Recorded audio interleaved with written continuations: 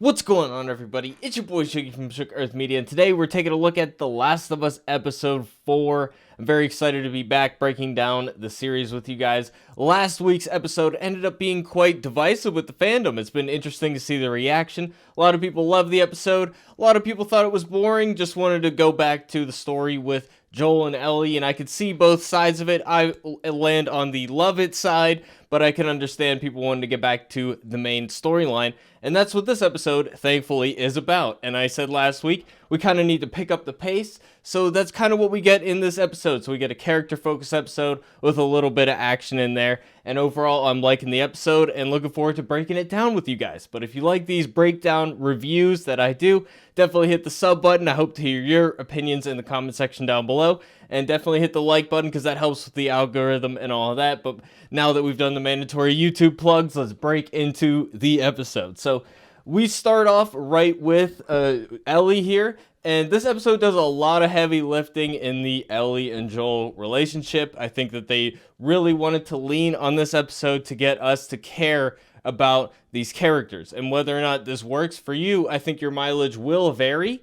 I must admit, overall, it feels maybe it could have been a little bit more paced out throughout these first few episodes here that we've had so far. You know, I can see the argument that maybe last week we could have had a bit more character development with Joel and Ellie, or maybe this episode should have been split across 2 episodes. We got more action scenes to deal with, maybe some zombie scenes and stuff like that. But so the pacing might be a little bit rushed. You guys will have to let me know how you feel about it. But I like a lot of the humor in this episode, and a lot of the I'm sold on Ellie's casting now. I like our lead cast members here, and we spent a lot of time with this episode. So whether or not your feeling on this episode, I think, is going to determine whether or not you end up liking this series overall. Are you sold on these characters or not? That is what I think this episode will depend on. And I'm going to be very curious to see how people react to the episode. But I like the sets, and we're going to not break down every set like I did in my review of the second episode, where I was freaking out about how great the show looks. That applies here in every scene. I like that we take the time to really dress down these sets, because this is 20 years into the apocalypse, so nature reclaiming everything is really cool to see on camera. So I appreciate, even in a scene like this, just a bathroom, that we take the time to do that. So I like starting off with Joel, or Ellie rather, playing with the gun to kind of contrast later on. Of course, we know that she ends up taking a life in a way this episode, so she ends up using that gun, and we're starting off showing her in her more childish form playing with the gun without realizing the consequences of what's going to happen with her having it. So this is the secret gun that she got last week, and I like that element. And some fans I was talking to about this episode, they mentioned that it gets a bit frustrating. In this world, of course, Ellie needs to be able to protect herself. Why wouldn't she be allowed to have a gun? I think it's a valid point to bring up. So this episode addresses that pretty quickly, and I think that it makes sense to do that, because it can be quite frustrating, especially if she ends up getting put in danger because of that. The audience is going to be mad at Joel for not letting her have a gun. So we have to address that this episode. But we spend the first 20 minutes here, doing a lot of jovial humor stuff, and I love it, personally. We bring out the pun book, and it's directly from the game, the way that they draw the cover and everything. It's an exact replica. I don't know if this is a real book, this no pun intended book. I don't know if you guys can see it there, but I thought these were really, really cute and funny. But I think, it might be cringe for some people. But for me, it's very faithful. A lot of these conversations are copy-paste from the source material. So it works for me. I like bringing out the humor between Joel and Ellie, and we bring out I like that Bill lingers in this episode. We get to see Ellie find the special photos that Bill has, so which actually is in the source material as well. I said last week I wasn't sure that the relationship between Bill and Frank was explicit in the games. I went back and did more research. It is explicit. You just have to kind of dig a little bit further, and there is this kind of porn stash scene with, the even that comment. I think about the pages sticking together. Ellie making that joke about it. I think that is in the source material as well. So that stuff's all funny to me. I think it's hilarious, and I'm overall liking the episode at this point. So it's taking its time. It's taking its time, and we get nice little montage, some solid aerial footage.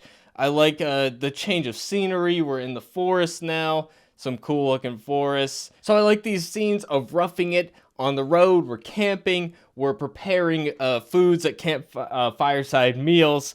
Eating 20-year-old Chef Boyardee, which I think is a funny reference. But yeah, these scenes are pretty simple, but I think they are effective in just getting us to bond with these characters. And, I think we can all relate to camping and whatnot. But I really like how Joel turns the puns around and predicts one of the puns in the book. That was one of my favorite scenes in the episode, I think.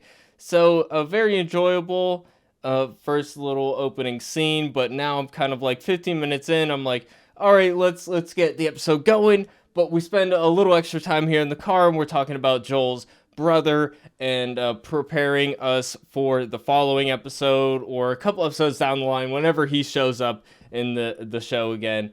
We're learning a little bit about his backstory, about how he's eager to fight for a cause. He joined the military right out of high school, and filling in a little bit of that backstory. He wants to believe in something bigger than himself. He keeps joining these groups.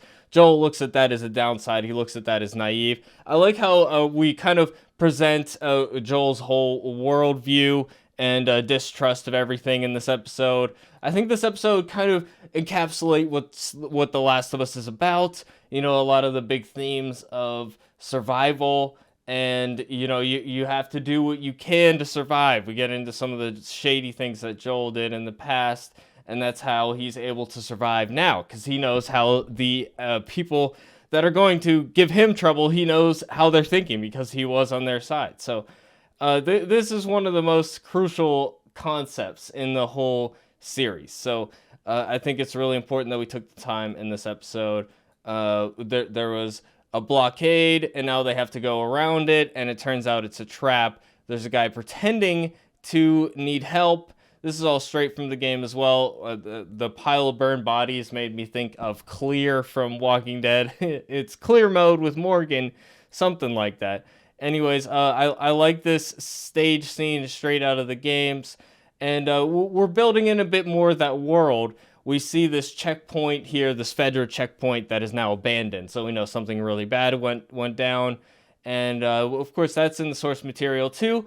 And then we get this scene here, a guy who's pretending to need help, and it's just a trap, and there's a cinder block dropped on the van. And this is the most exciting scene so far in the show, pretty much. So I like it finally getting an action scene, and it's a gritty, brutal scene. I honestly think we could have gone a little bit more brutal with it, but we stayed in Ellie's perspective, which is maybe smart, so we don't see all of the violence quite yet. I get not wanting to do it all up front. I just hope that they're not afraid to show how gritty things can really get, because that's what The Last of Us is really about. Again, it's the lengths you will go to survive. It's the lengths you will go to protect the ones you love. That's what the core of what The Last of Us is about. So we need to see a bit more of that. But we stay hidden away here with Ellie for a lot of it. So we kind of see the gunshots from a distance. We have our little shootout, and then a third guy surprises. He flanks behind, opens the door. Now, it's really seemed like the guy wasn't expecting to see Joel on the other side. I don't know about that, if I'm right about that, but it kind of seemed like, I don't know, I guess maybe he did come in shooting, but it kind of seemed like that guy had the drop on Joel. He really maybe should have been able to hit him or something, but I'm probably nitpicking at this point. But, of course, now we have the payoff with the gun at the beginning. Now Ellie has to defend Joel, and she takes matters into her own hands, and she shoots the guy once, and then Joel has to finish him off. And I like that we get payoff. We get an explanation for why Joel was so adamant about the no gun thing before, but he doesn't react right away, which I think is smart because he knows how to prioritize that it's not the time or place for that conversation yet. It's just time to move on. So the only little nitpicky thing I have is, Joel immediately is like, oh, you can go in the hole in that wall right there. Which makes sense, wanting her to get away from where he's at, hide her away. But he doesn't know what's on the other side of that wall, right? For all he knows, like, this door happened to be blocked. But for all he knows, that door isn't blocked, and those guys could have just walked right in. Maybe he doesn't even see this front glass window here. Maybe the glass isn't even there. Maybe you can just see right through it. There's all kinds of things. So just the nitpicker in me is like, would he really want to send her somewhere where he can't see what's on the other side? He has no clue if it's really any better protection than where she is currently. I don't know. That's a nitpicky thing. But again, that's, like I said, to serve the purpose of hiding away from some of that violence so we can get a little bit grittier later, is what I'm assuming. You want to build up to it. You don't want to show all of it right away. That's one of the things in a video game where you get numb to it after a while, so I think they don't want to have that same issue here on the show, which makes sense because we're going to get a lot of this. We're going to get this situation played out quite a few times, I would imagine, this season. So I like this little bit with Ellie saving him. It seems a little predictable. I don't know. Part of me, I liked in the games, instead of this. And maybe it is like this. I don't know. But I seem to remember there's a bigger moment where Joel really trusts her with a gun. And then that's the moment where she starts fighting back. I don't know. I kind of missed a little bit of that. Maybe we'll get that moment where he decides to trust her kind of later. But it didn't seem to have the payoff. I thought they were going to hold it off a little longer. I don't know. I'm probably nitpicking at the end of the day. But I love the sneaking through the city scenes. And again, the setting is really cool. And here we are with...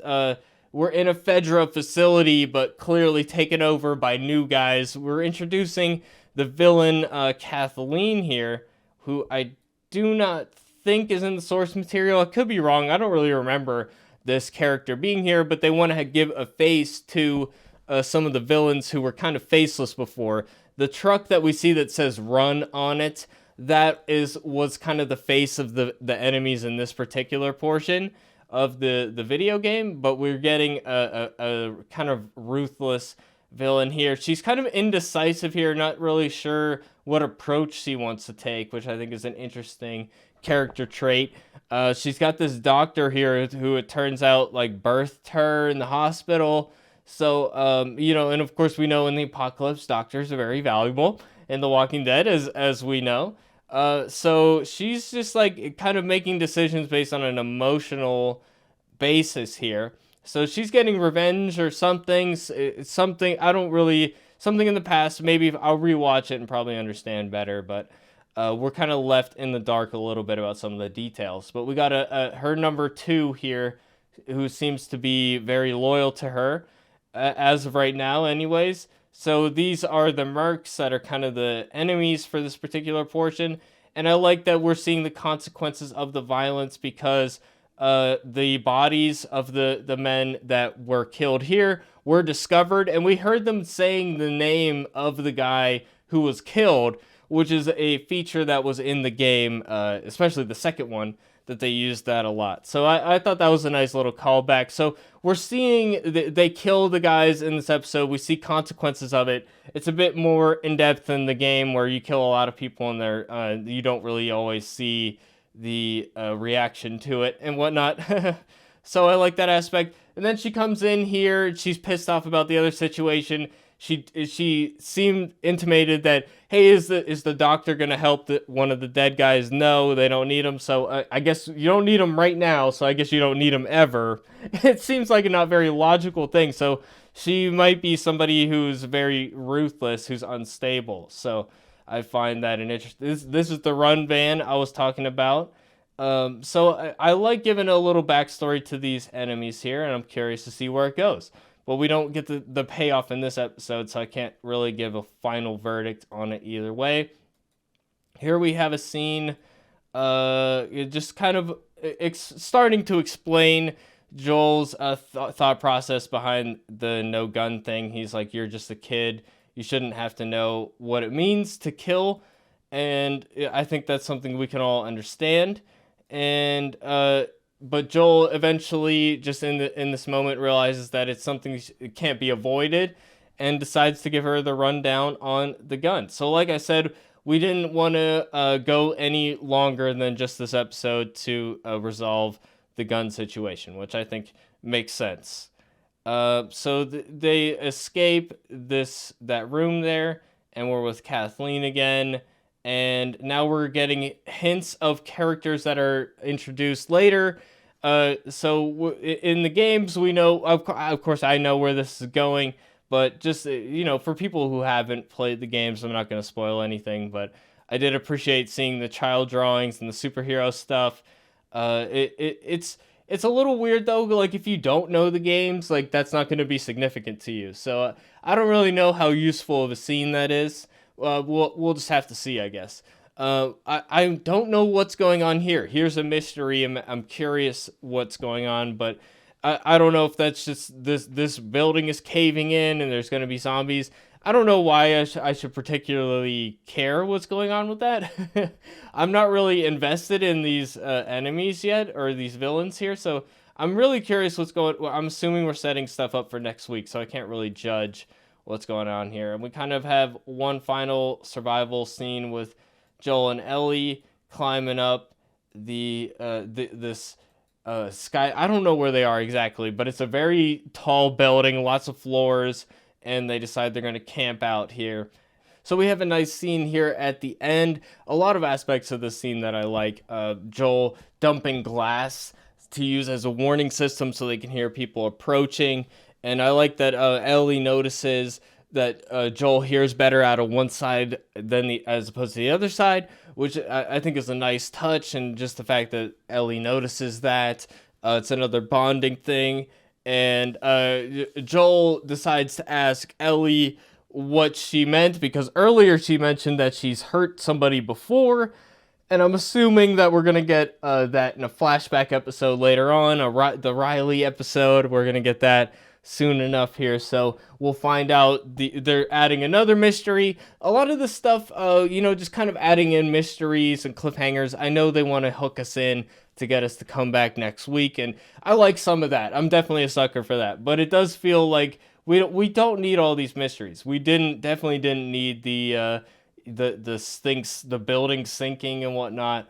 So it's definitely setting up heavy on the cliffhangers, and they of course bring the call back again with the pun book, which I love, and then we get our cliffhanger introducing new characters here with their pointing guns at the faces. We got a kid here who's kind of dressed up in a kind of superhero affair or something. He's got, a painted mask on his face. He's got bright colors here. Kind of seems like superhero getup. So, of course, I know who these characters are, but I'm not going to delve into it. I'm excited to see next week, and I think this is a pretty good episode. It's a middle-of-the-road episode.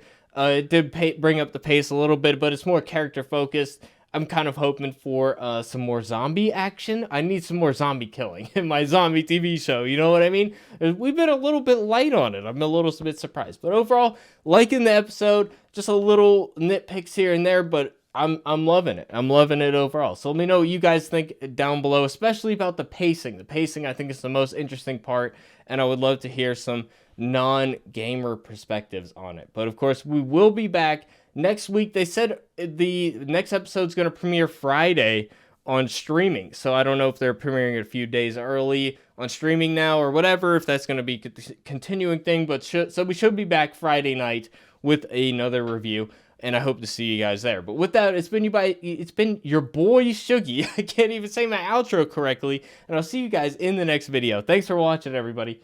Peace out.